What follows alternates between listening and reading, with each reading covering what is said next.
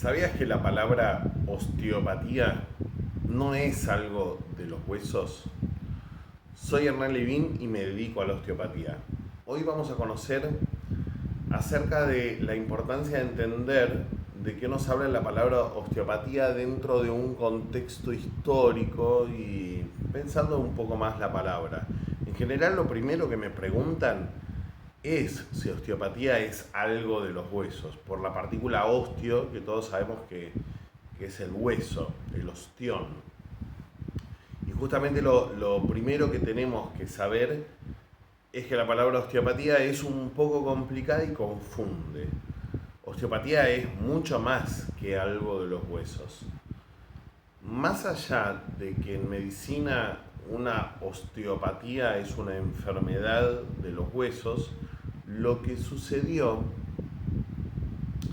es que a finales del siglo XIX en Estados Unidos, con las huellas de la guerra de secesión todavía en carne viva, una época en que la mayoría de las dolencias se automedicaban con whisky y no siempre de la mejor calidad y no siempre en dosis calculadas. O sea, básicamente estaba todo el mundo en pedo. En esta época, el médico, sacerdote e inventor Andrew Taylor Still, el padre de la osteopatía y los primeros osteópatas, eran confundidos con los hueseros por el imaginario popular de que en las movilizaciones, palpaciones y maniobras osteopáticas te estaban arreglando los huesos, y vamos a ir viendo que no es así. Es que los hueseros existían y hoy todavía se encuentran algunos y eran sanadores rurales de gran experiencia práctica, más parecidos a los quiroprácticos que hacen sonar las articulaciones con movimientos rápidos. Los hueseros eran en general, bueno, gente iletrada, humilde, y al igual que Still, personas que aprendieron antiguas formas terapéuticas manuales de pueblos originarios de la región, en intercambios culturales. Y a veces eran dentistas o peluqueros errantes, algunos muy buenos y otros más chantas, estilo vendedores de elixires, de los cuales los osteópatas querían desligarse. Pero la asociación general entre los hueseros y los osteópatas ya estaba. Cuando se formalizó el estudio osteopático en Missouri con la primera escuela de Kirksville, un médico amigo de Still le sugirió la palabra osteopatía para acompañar la palabra con que la gente la identificaba, pero de una manera más académica, o sea, como decir que en vez de huesero, osteópata. Como diciéndole a la gente que había una ciencia del huesero, aunque sea totalmente distinto. Una especie de estrategia de marketing de la época. Piensen que la osteopatía se difundió bastante rápido porque era una práctica terapéutica que, al ser manual, no requería medicación, la cual escaseaba, ¿no? Era periodo de posguerra, y era la única práctica terapéutica capaz de curar de forma eficiente enfermedades importantes de la época como difteria, escarlatina, tos convulsa, entre otras cosas. Bueno, y ahora, teniendo un poquito de contexto histórico, a ver si podemos ir un poco más lejos. El pionero de la osteopatía acá en Argentina, Gilles Drebon, le gustaba contar que la terminación patía, ¿viste? De osteopatía. Patía viene de patos, que significa sensibilidad y por extensión sufrimiento, enfermedad o dolor. Ese patos, ese sufrimiento que lo solemos adjudicar a situaciones contingentes, como que siempre es de alguna manera algo externo a nosotros mismos. En la palabra osteopatía lo que se enuncia es toda una perspectiva en la que el sufrimiento viene siempre del interior, de la estructura personal, independientemente de los factores externos. En esta interpretación de la palabra osteopatía, osteo deja de tener la cualidad de hueso y se ordena en el sentido de lo interior, de lo personal, y patos, sufrimiento. Entonces, osteopatía hace referencia a que el sufrimiento viene de lo interior, pero lo interior no como lo que está más adentro o más abajo, sino interior en el sentido del campo de lo personal, el terreno de lo propio.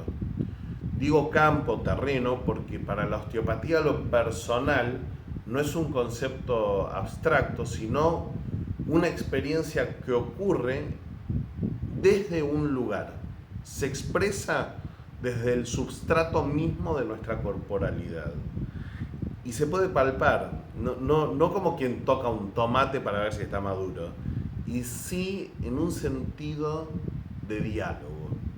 O sea, lo personal es susceptible al diálogo y a la palpación osteopática la llamamos diálogo. O sea que en una enfermedad, una patología, no importa la bacteria, sino el tejido donde se aloja y prolifera esa bacteria. La famosa, por ejemplo, también mala postura, que suele tener siempre esa connotación externa, como algo que uno hace mal. ¿Viste cuando uno dice que te duele algo porque tenés mala postura?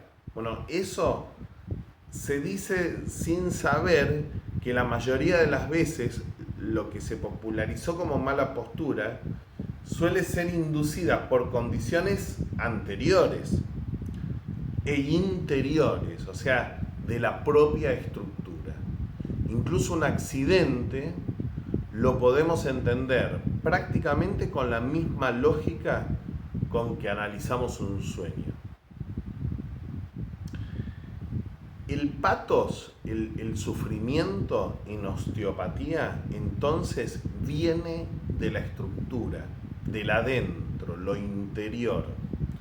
Y lo interior, en cuanto a la pregunta profunda, compleja, sobre el significado de lo personal, ¿dónde ocurre eso que llamamos lo interior o lo personal? O sea, ¿dónde realmente está la fuente del patos, del sufrimiento?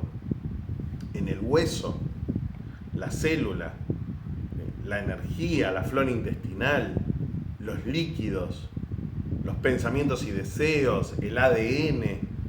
Es clave esta pregunta porque es con lo que se fundamenta la lógica de un diagnóstico. Un terapeuta puede evitar la pregunta casi continua de dónde habita lo personal, por ignorancia, desidia o complicidad con un negocio, por ejemplo, pero no puede liberarse de este problema.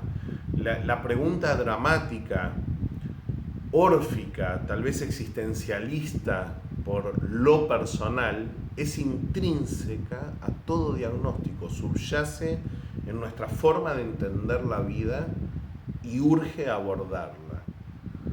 Además, la expresión de lo personal, o sea, de cómo lo personal, lo interior, se manifiesta como un concepto no disociado o fragmentado en partes, y sí lo personal como la experiencia de un todo, un sentido de globalidad, de totalidad en cuanto a las partes del cuerpo, como también en cuanto a la memoria que guarda nuestro cuerpo.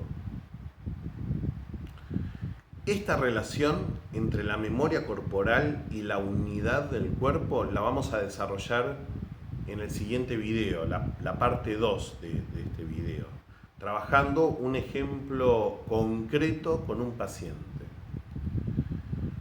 Si te gustó este video, dale me gusta, suscríbete, activa la campanita para recibir más contenido de este canal.